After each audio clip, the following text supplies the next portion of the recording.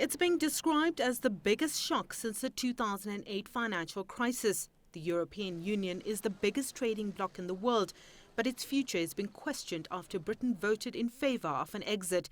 The UK is the second largest economy in Europe. The decision to leave has caught the market by surprise. The markets were priced for a Remain campaign to win.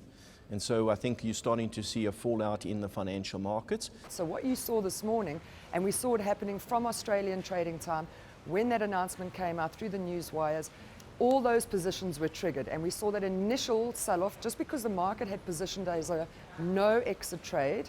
And what you've seen is all of those trades unwind. So that initial knee-jerk reaction, chaos in the markets, massive sell-off. You've seen offshore markets, especially the Eurozone, coming in this morning down 7%. Europe is South Africa's biggest trade partner. It was no surprise when the rand fell sharply, becoming the worst performer amongst emerging markets Friday morning. It plummeted more than 8%, the biggest decline since the sacking of the South African finance minister in November 2015. The JSE closed 3.5% lower Friday, with the financial sector losing close to 5% on the day. So the rand, initially the whole market sold off. You saw the pound sell off. And it was really as a reaction to what was happening globally. This is not anything to do with South Africa.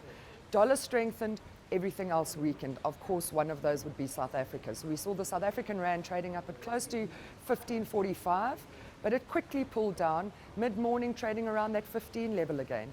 UK Prime Minister David Cameron, who called for the historic referendum, resigned Friday, creating more havoc on the markets. What it really is, though, is a sign of good leadership.